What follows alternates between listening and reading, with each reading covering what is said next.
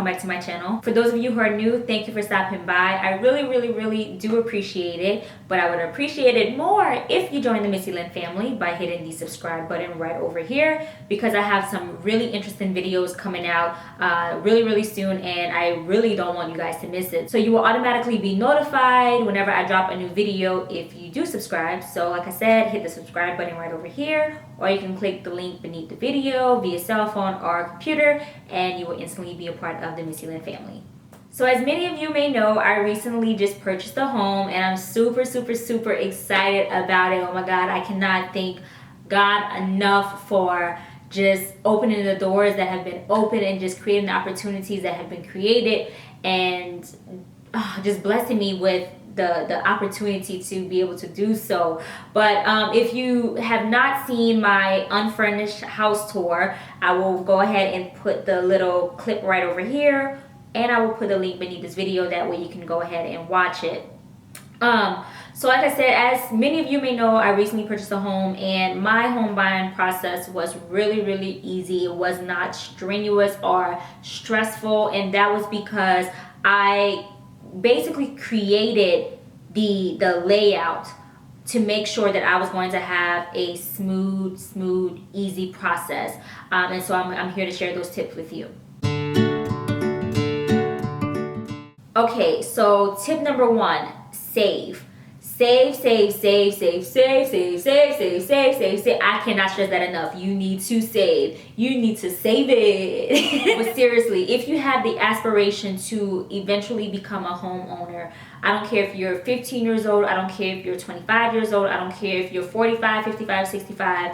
If you aspire to be a homeowner, you need to start saving. Saving is key. Saving should start now. You need to save because you will most likely have a down payment, and that just depends on the type of loan that you will get, and I will touch bases on that in the next few tips. But of course, you know, depending on your loan, whether it's the FHA loan, which is 3%, or the conventional loan, which is 20%, or the VA loan, which is nothing. Either way, you will have some type of expense that you will have to dish out money for. You will have to put down money for a down payment. There will be earnest money that you will have to put up, option money. You will need to pay for an appraisal. You will have to buy yourself, if it's not gifted to you, homeowner's warranty, inspections, closing costs that you could be responsible for. There's so many different little expenses that can pop up. You just need to make sure that you are ready to take on those financial adventures that are going to be coming at you full force. If you save ahead of time, you will honestly save yourself so much stress during the entire process. Like, just having the money and having the funds and knowing that you could possibly be responsible for all of these different expenses that will pop up will totally save you from getting a headache and from crying and from wanting to back out of becoming a homeowner. And I also left out the most important thing that you would need money for: furnishing your home. Okay, tip number two, research. Research. Reading is fundamental. You need to educate yourself on the home buying process. You need to educate yourself on your financial responsibilities. You need to educate yourself on the difference between the FHA loan and the conventional loan and the VA loan if you're eligible for the VA loan. You need to research the type of area that you want to live in, the state that you want to live in, the type of neighborhood, the type of builder that you want. There's so many different things that you need to research, and no one will know any of these answers for you but you. And it's just a lot easier to know all this information ahead of time before you even contact your realtor. For me, I did so much research before I decided to go ahead and contact my realtor. I talked to Nitra B and to Tiffany Darlin. They are both here on YouTube, really good friends of mine, but they both are homeowners, and it was very important and vital information that I needed to understand in order to make the home buying process a lot easier. So ask questions. Don't be afraid to ask questions. If you don't understand something, write down what you need to research a little bit more from you reading the home buying process, and then go ahead and ask those questions. Tip number 3, credit. You need to make sure, on top of saving and on top of researching, that you are familiar and you know your credit score like the back of your hand.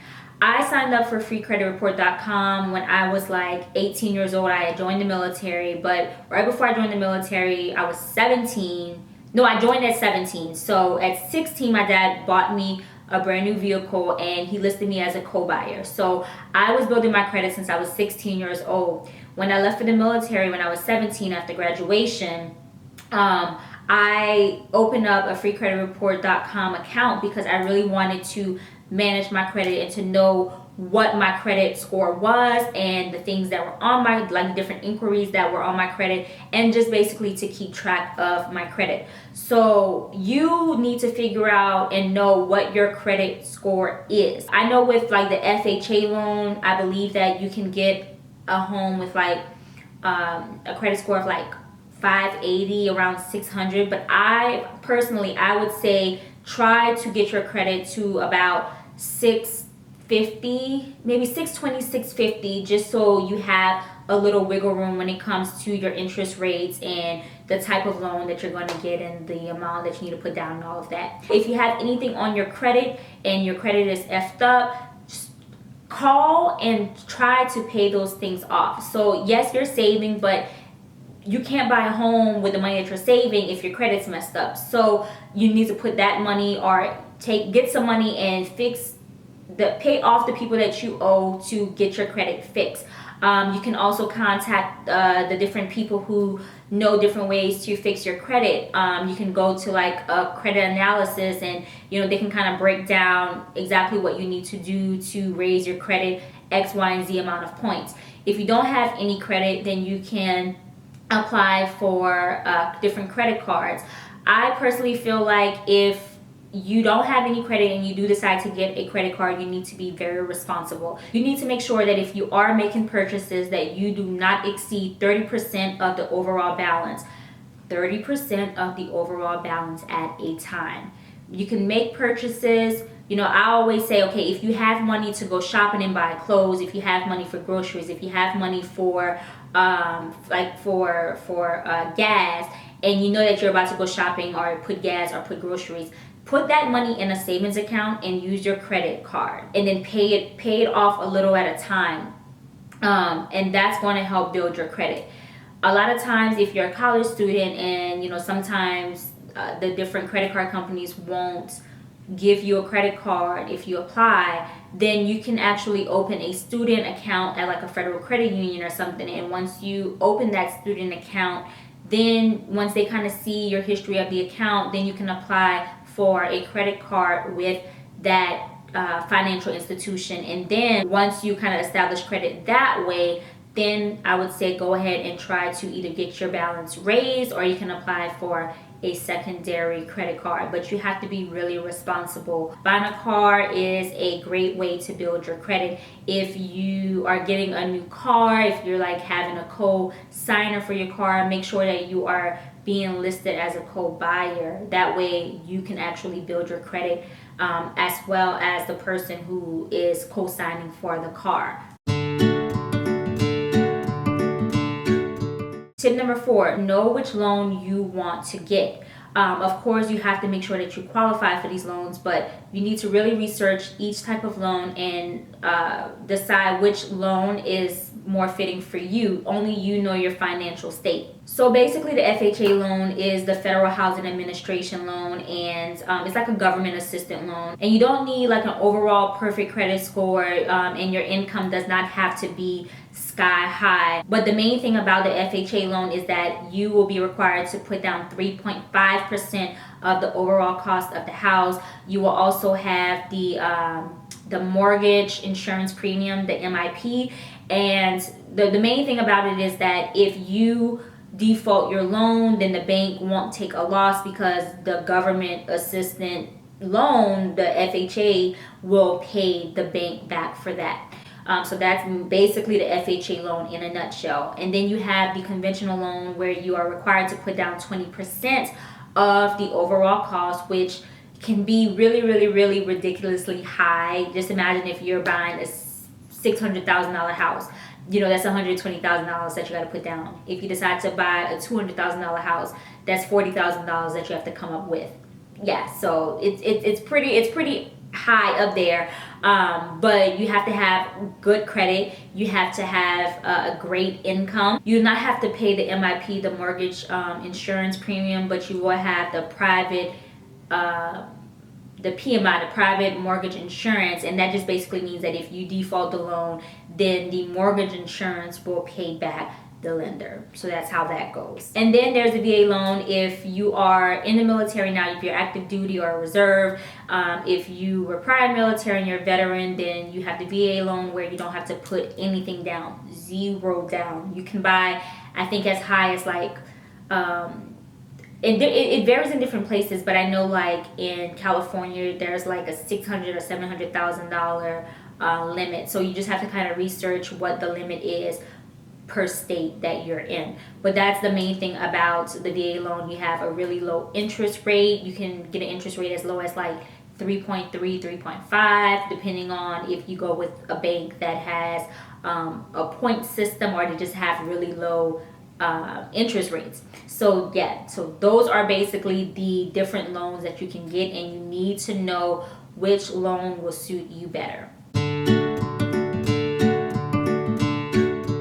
So tip number 5, now that you have saved your money, you know the type of neighborhood area that you want, or the type of house that you want, you know the school district, you know the builder, you know the type of loan that you're interested in, you can now call your bank or credit union, and you can see if you are pre-qualified for a pre-approval basically. So you will call the bank and you will tell the bank, hi, I'm interested in buying a home.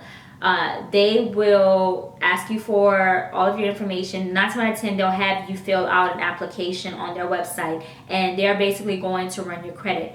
On the application, they will want to know how much you're bringing in, what your expenses are, X, Y, and Z, and then they'll run your credit and they'll tell you how much you are pre-approved for, pre-qualified for. And then once you get that back, now you know, okay, I'm pre-qualified for $200,000 loan, you know, home loan. And then they'll also tell you your interest rates, X, Y, and Z. You definitely want to shop around for interest rates. Don't just go with the first bank that you see. You want to call several different financial institutions and find out what their interest rates are starting at as of today, because of course they're always going to give you the interest rate with like the highest credit score. So you just really want to figure out what their interest rates are starting at, and just shop around, because you know you might have one financial institute that say, okay, we have an interest rate starting at 4.2, and then you might have another bank that is giving an interest rate at 3.87. Different things like that. So you definitely just want to shop around and not just get locked into something because you feel like it sounds really good. Moving on to tip number 6. Once you get the pre-qualification and you know that you can afford $200,000 for a house, you can go back to the research and playing field and really dig deep in regards to figuring out what type of home you want and the area. Now I know I told you earlier that you should have an idea of the type of neighborhood that you want, the state, the school districts, X, Y, and Z. But when you get pre-qualified, that is really going to help you, because now you can say, okay, my limit is $200,000. Let me see what I can actually get for $200,000. You can use websites like Zillow, Trulia, Hot Pads. You can use Realtor.com. I will put all of the home buying real estate websites beneath this video if you're interested. But you can go to those websites and you can put in the area that you want and basically the max price that you are willing to spend when you decide to buy a home. And what you can do at that point, Since you already know what exactly you're looking for, you can start picking out exactly the type of homes that catch your attention. You can go one of two routes. You can do new builds, and you can find builders that, you know, start from like the upper 100s to like the mid 200s, or the lower 100s to the 200s. Or you can look at townhomes, or you can look at pre-existing homes, and you can actually find all of that on the home buying real estate websites that I've listed below. But with the $200,000 cap in mind, you know, okay, I know that I want a big master bedroom. I know that I don't want anything smaller than 1,500 or 2,000 square feet. So on those websites, you can actually plug all of that in. You can say my max price is 200,000. I only want homes to show that have pictures. I only want homes to show that are larger than 1,500 square feet. You can also kind of tailor it to where it'll show you if the home has a pool, if the home has central air conditioner, all of those different things. You can plug it in, and they will pull up a list that will fit your criteria within your budget. So you need to set that budget, being that you have your pre-qualified amount, and you can find the type of homes that you're interested in. And once you have a general idea of the types of homes that you can get for the amount that you're pre-qualified for, or actually pre-approved, you know what I'm saying, then you can go ahead and contact the realtor. Tip number 7, contacting a realtor. So I would always suggest going through, you know, referrals. Ask a friend of the family, ask your coworkers. Find a realtor that people have had great experiences with. Myself, I found my realtor through Instagram, and I just typed in, you know, the area that I wanted, real estate. And then I kind of sifted through all of the real estate, the different homes that were being posted. And once I kind of narrowed down the realtors that I was interested in, the realtors that were actually posting really amazing pictures and really great communities on their Instagram, then I went ahead and, you know, contacted a few and just kind of felt them out. You really want to go with a realtor that's going to make you feel comfortable, that's going to help you, and that's going to explain the process to you.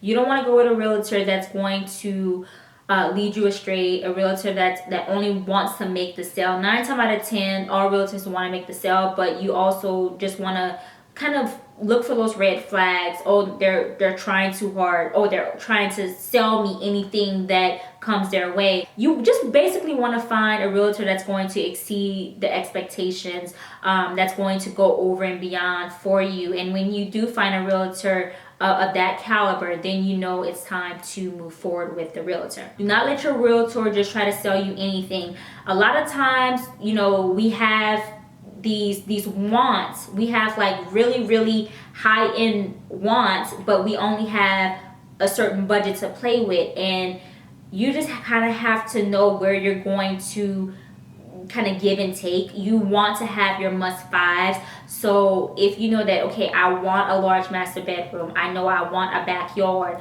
I know I want a really spacious kitchen, you know that you want a walk-in closet in your master bedroom, you know that you want a garage.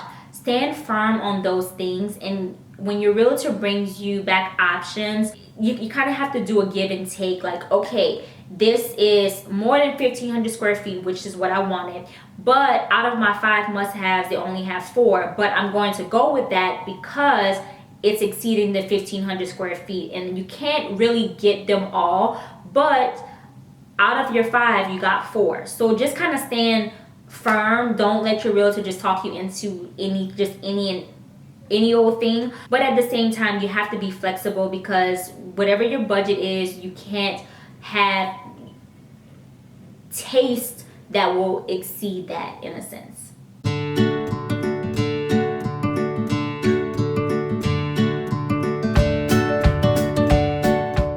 Tip number 8, be organized. I have a folder here that I use from the very beginning of my home buying journey to the very end. whenever I contact my realtor, I found my realtor and she started showing me around different homes that basically fit my budget, the budget that I was pre-qualified for. I started gathering all of my financial documents, and that was because I knew ahead of time that once it was time to move forward and getting a lender, I was going to have to provide them financial documents. And so what they will need 2 years worth of tax returns. Now, if you are an entrepreneur, let me tell you, this was the part that was a little bit of a headache for me, but I knew what to do in that instance because I had done research. If you are an entrepreneur and they're asking you for 2 years worth of income, as an entrepreneur, of course, we want to write off as much as we can because we don't want to owe at the end of the year. But when you are in the process of buying a home, this is something that they don't teach us in school, which I wish they would. Whenever you are going to apply for a loan and they're asking you for 2 years worth of taxes and you're bringing them those documents, you need to make sure that your overall, your Schedule C amount is enough to compensate for the amount that you were pre-qualified for. So I don't care if you made $300,000 in your business, but your Schedule C is showing that you only made $20,000 for 1 year, and the next year is showing that you made $40,000. I don't care if you made $300,000 both years. Overall, that's $600,000. But you really didn't make that because you wrote so much off that it's reflecting only $60,000. So you can't even get that $200,000 loan because your 2 years worth of tax returns, they're only showing that you made $60,000. But for instance, if you are, let's say if you had 2015 tax return and you reported a very low amount, so you didn't have to pay anything back, and then you're wanting to buy a house right now, the best bet would be for you to go ahead and not write anything off for a 2016 tax return and then just get 2015 amended. Or you can just kind of start your process and say, okay, 2016, I'm not going to write anything off, and then I'm going to wait another year. In 2017, I'm not going to write anything off. And then at that point, when they take those 2 years of tax returns and average them out, then you will be able to qualify for the amount that you qualified for. And if you're an entrepreneur, then you will need employment verification. So you will have to have some type of letter written. You will have to write a letter explaining to them what it is that you do, and then also have someone write a letter for you. If you get paid a certain way, then you will have to have them write a letter as well. So for me, being that I do YouTube, I had to get YouTube people to write employment verification for me. I had to also get my CPA to write a letter stating that if I do happen to move, that it wouldn't be a burden to my job and my income, as well as just explaining to them what it is that I do, and then submitting it to the lending officers. You will also need 90 days worth of bank statements. So you will have to provide that in conjunction with the 2 years worth of tax returns to the lending company, because they will want to see basically your financial spending habits and what you've spent, and they want to actually make sure that you have a savings account to compensate for that down payment that you're required to pay. So you can get all of that ready for them, and let's just say that it takes you more than 90 days to find the home that you want and to find the lending company that you want to go with. Then at least you know, okay, hey, I exceeded the 90 days. Now I only have to pull 1 month of bank statements. So you want to pull all of that out for them, print all that out for them. You want to staple it newest to oldest. That's how I did it. So I had my 2 years worth of tax returns. I had my 90 days, so 3 months worth of bank statements from all of your accounts. You want to go through your checking account, print your statements. Your savings account, print your savings. If you have another checking and savings account, print those savings. If you have a PayPal account, print those savings. If you have an IRA, you want to print the statements from that. So you need to provide all of your statements to them, 90 days worth of statements to them, because they will want to monitor your statements. And I would definitely say that you do not need to make any big purchases right before you're about to close for your home. Don't be crazy and be in the middle of, closing on your home, and then you go out and make a big purchase, and you buy a $10,000 car, and that takes away from your savings account. Or you go and finance a car and it hits your credit, because right before the closing they're going to pull your credit and stuff again, and they'll look at your statements, and just to make sure that you don't have anything that's going to prohibit you from completing that closing. Tip number 9. Okay, so there's 2 different routes that you can take. Of course, if you are going to buy a pre-existing home, then you will have to bid on the home. When the home is put up for sale, then I'm sure that there's several different people that are trying to buy that exact home. So you will have to put an offer on the home. If the home is listed at $187,000 and it's in a very hot market, and you know that people are actually willing to pay $5,000 more than the asking price, then you know that you want to go in with the bid of $192,000. Let's just say that your offer is accepted, and you got the house, but you paid like $5,000 to $7,000 more than the asking price because it's in a hot market.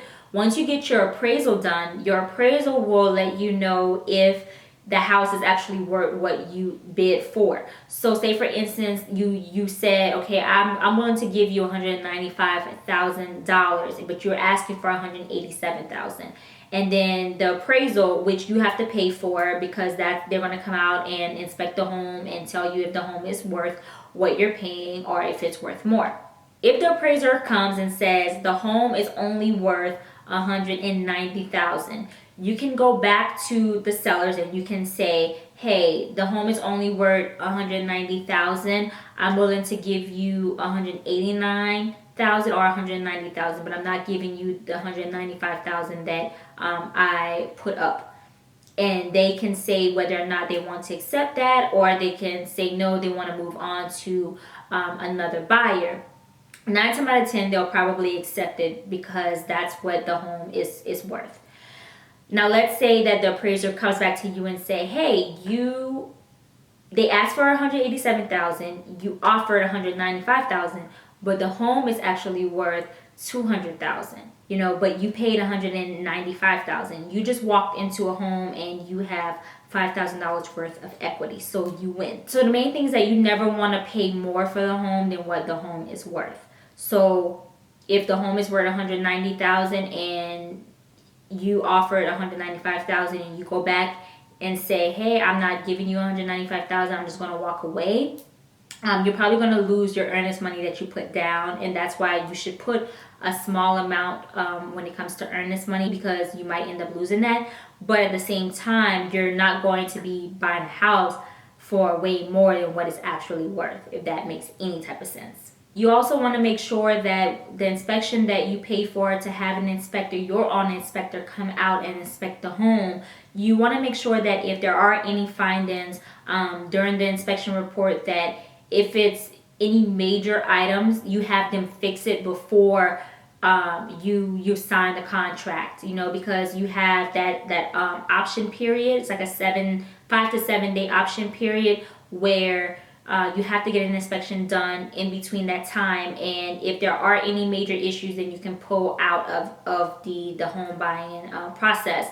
But if it's not anything major and you feel like it would be too much of a hassle to go back and have them fix little things, like it might be a clogged sink and you put Drano in it yourself and you see that it unclogged the sink, then you don't want to go back to them and say, hey, you have to do this, you have to do that, and they're all minor issues, because then they can pull out and give it to somebody else or whatever. So major issues like a leaky roof, termites, squeaky floors, different things like that. And then also you should receive a report from them, from their inspection, that shows no major damages are found within the home, no structural damage or anything like that.